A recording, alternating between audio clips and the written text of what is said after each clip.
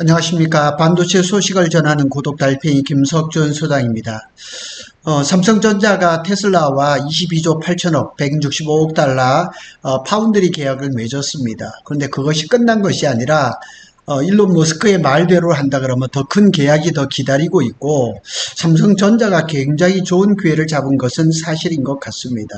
오늘은 제가 말씀을 드리고 싶은 거는 HBM의 세계 회사 삼성, SK하이닉스, 마이크론, 그 중에서 마이크론을 좀 살펴보려고 합니다. 제가 이 주제를 다루려고 많이 준비를 했었고 글을 썼습니다. 그래서 한번 크게 두 가지로 한번 살펴보겠습니다. 마이크론은 HBM 시장에서 또 D램 시장, 메모리 반도체 시장에서도 마찬가지입니다. 3위 후발주자가 아니라 두 번째 선택지가 되어버렸습니다.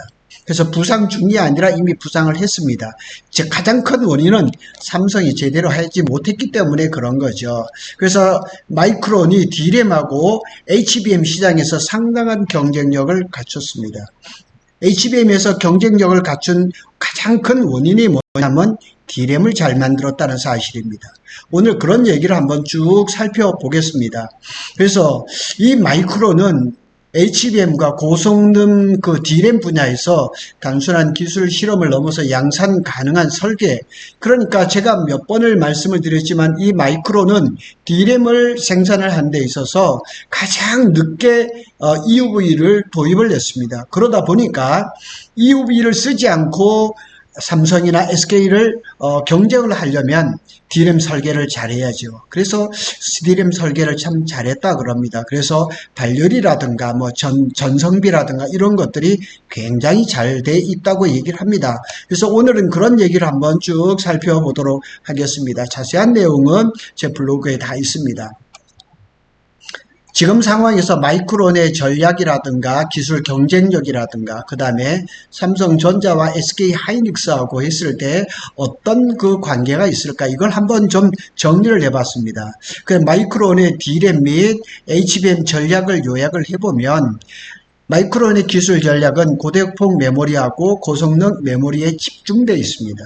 사실은 SK하이닉스처럼 마찬가지로 마이크론 파운드리가 없으니까 오로지 그냥 메모리 반도체를 잘할 수밖에 없죠. 그런데 지금은 HBM3 이 8단 12단에서 그냥 거의 독점적으로 SK가 끌고 가고 있지만, 사실은 마이크론이 24년 초에 HBM3 8단 12단을 양산을 가장 먼저 하겠다고 발표를 했었어요. 자, GDNet 코리아에 보면 24년 2월 27일 날 미국 마이크론이 HBM3 양산 개시 삼성, SK보다 빨랐다 이렇게 얘기를 하고 있어요. 그런데 실제 양산에서 좀 늦었던 거죠. 이렇게 개발 계획은 먼저 얘기를 했었습니다. 그래서 엔비디아의 B200 블랙웰에도 공급 계약을 체결을 했어요. 이게 뭐냐면 HBM3 12단이죠.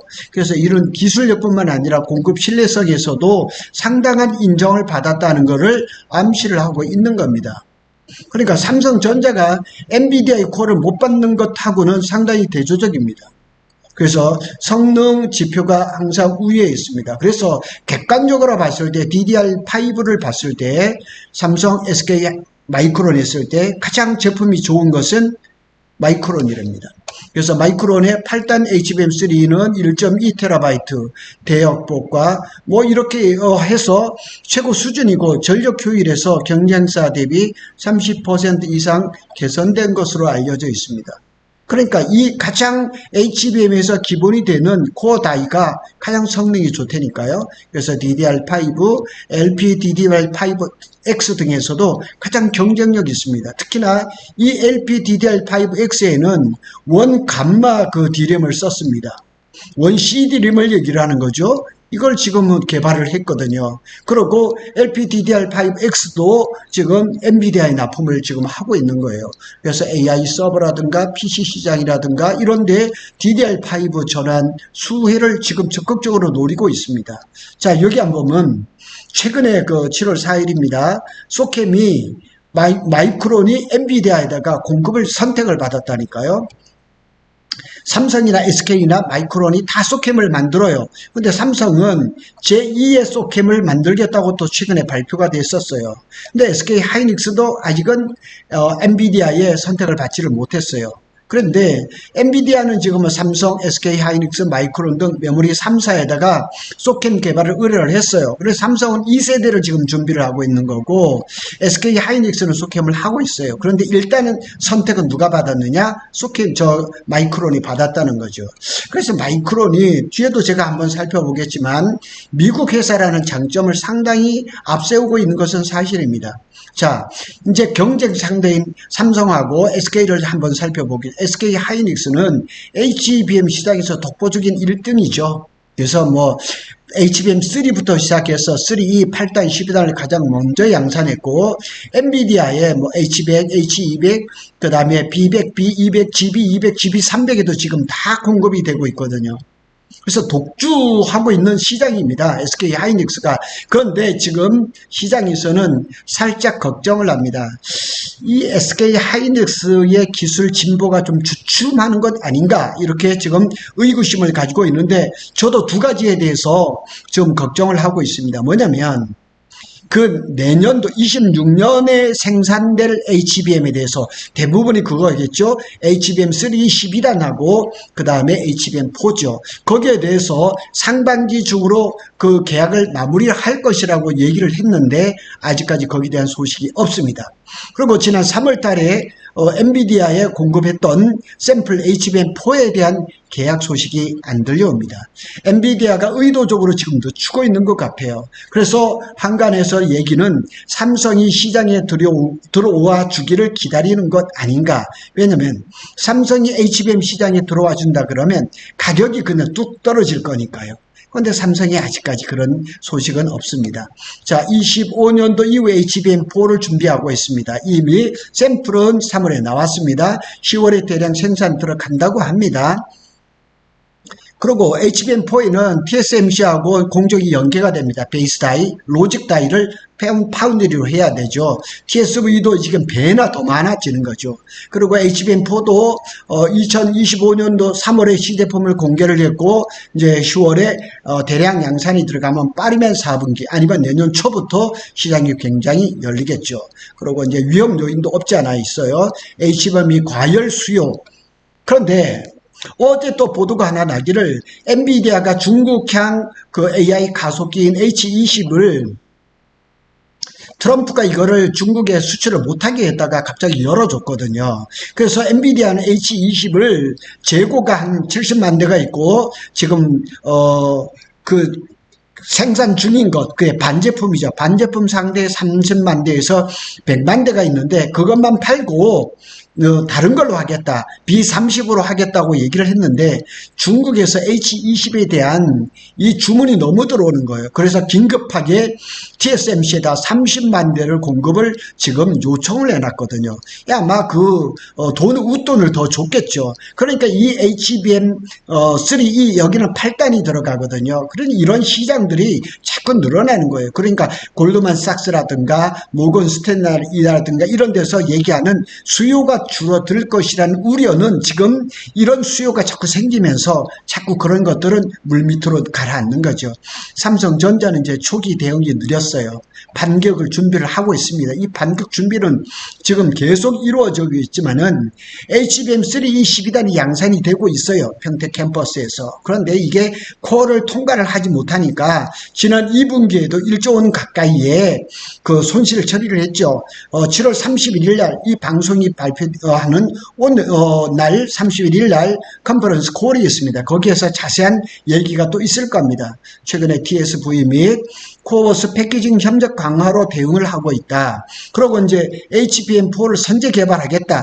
아직까지 지금 HBM 3사 중에서 샘플을 발표를 못한 거는 삼성전자가 유일합니다. 근데 삼성이 무기가 하나 들고 있죠. 수직 계열화, HBM, 패키징, 파운드리. 이것이 정말 이 빠른 시일 내에 이 수직 계열화가 된다면은 가장 큰 무기입니다. 그래서 강점은 고객 기반이 다양하고 AI라든가 모바일이라든가 서버 메모리를 통합적으로 할 수 있는 이런 장기를 가지고 있습니다. 그래서 삼성전자 장점이 있는 것은 아주 우리도 잘 알고 있습니다. 그런 것들을 여기에다가 제가 표로 정리를 해놨습니다. 그래서 제가 그 의견을 좀 달았습니다. 마이크론이 기회와 한계가 있습니다. 기회는 기술 리더십이 입증을 마쳤습니다. 사실은 후발 주자인데 기술 선도자로 급부상을 하고 있어요. 그래서 프리미엄 제품으로, 그 다음에 미국 회사라는 장점을 가지고 엔비디아의 코어를 잘 통과를 하고 선택을 받고 있어요. 그래서 HBM뿐만 아니라 제2의 HBM이라고 얘기하는 소캠까지도 이미 공급이 되고 있습니다. 그리고 고객 다변화, 미국 회사니까 생산은 아시아에서 하지만 미국 회사다 보니까 엔비디아라든가 AMD라든가 인텔, 그 클라우드 업체들, 뭐 이런 데들 그 여러 이제 공급 대안들이 있는 거죠. 그래서 이거는 공급망 리스크 차원에서 굉장히 좋은 기회입니다. 그러나 생산량이 제한적이죠.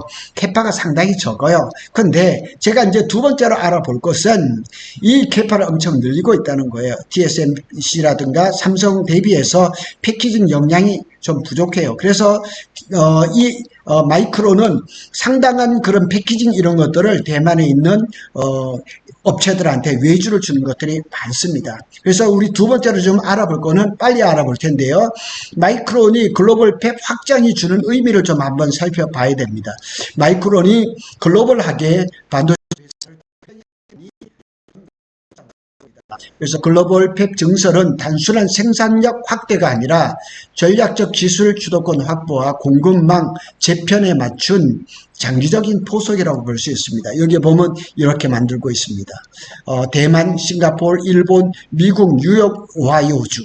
그래서 타이 중에 팹이 두 개가 지금 건설 중인데 사실은 저거는 디스플레이 회사가 그 망한 거를 그걸 두 개를 인수해서 HBM으로 지금 바꾸고 있고, 싱가포르에도 지금 D램 라인을 만들고 있고, 히로시마에도 있고, 그 다음에 뉴욕과 오하이오 팹입니다. 그래서 잘 보면 이 완공 시점이 27년, 그 다음에 싱가포르의 요거는 거의 다 이제 됐고, 그 다음에 일본은 26년, 그 다음에 뉴욕은 28년, 그 다음에 오하이오주는 이게 본사가 있는 쪽인데, 여기는 아직 구체적인 그 일정이 나와 있지는 않습니다.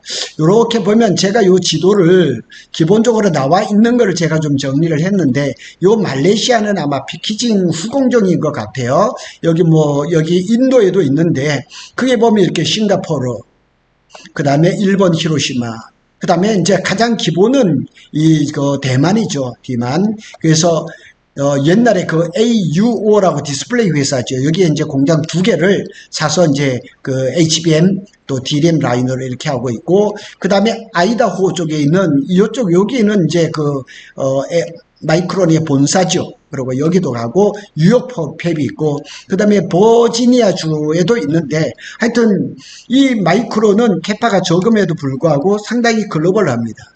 그래서 어떻게 보면 글로벌하니까 좋아 보일 수도 있겠지만 리스크도 있는 거죠. 왜냐하면 반도체는 집중적으로 이렇게 좀 키워야 할 필요가 있는데, 삼성처럼 그렇게 집중해야 되는데 너무 흩어져 있다 하는 그런 생각이 많이 듭니다. 그래서 전 세계적으로 5개 권역에서 생산 거점을 분산합니다. 위험 분산형 전략이라고 할 수도 있겠지만은, 트럼프가 관세 정책에 따라서 오하이오라든가 뉴욕 팹은 좋다 이거죠. 그러나 나머지 것들은 관세가 매겨질 가능성이 있겠죠. 그리고 뉴욕이라든가 이런 데는 이게 뉴욕 메가팹은 HBM의 이제 생산의 핵심 거점이 될 가능성이 높고, 트럼프가 지금 집권하고 있는 그 기간에는 상당한 혜택을 볼 가능성이 있습니다. 정부 보조금이라든가 지정학적 유리하는 것, 이런 것들.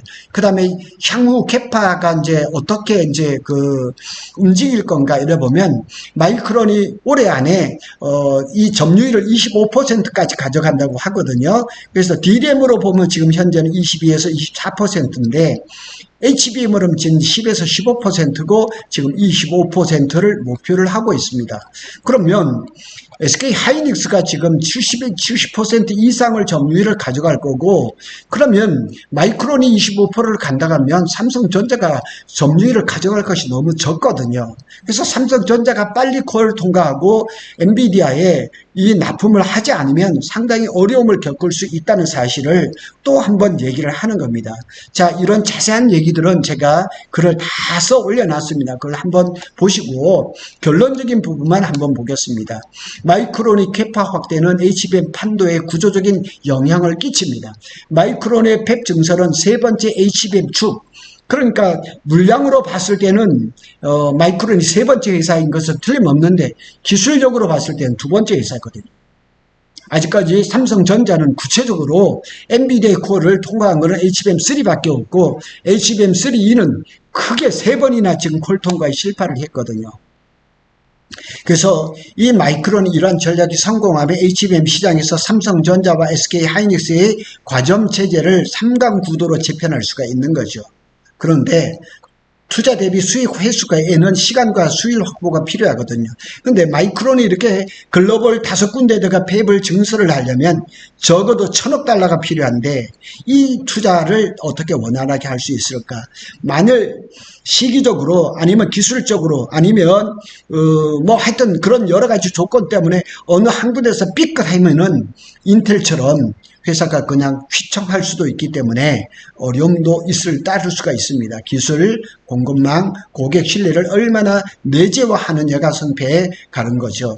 그러니까 우리는 어떤 분들이 제 유튜브를 보시는 분들은 삼성의 투자, 삼성에 관계되신 분들이 이렇게 많이 들어와 주시는데 삼성 얘기를 지금 많이 해달라고, 좋은 얘기를 해달라고 전화도 오는데 지피지기입니다. 남을 알아야지 나를 잘 할 수가 있는 거죠. 지금 마이크론이나 SK하이닉스는 굉장한 지금 속도를 내고 있는데 지금 삼성전자의 HBM 소식은 당분간 좋은 소식이 없단 말이에요. 그런데 8월달에는 어쩌면 삼성에서 HBM 소식이 좋은 소식이 들려올 것 같아요. HBM4의 샘플이 나오기로 했고 HBM3E 뭐 이쪽에서 모간스탠리 말이죠.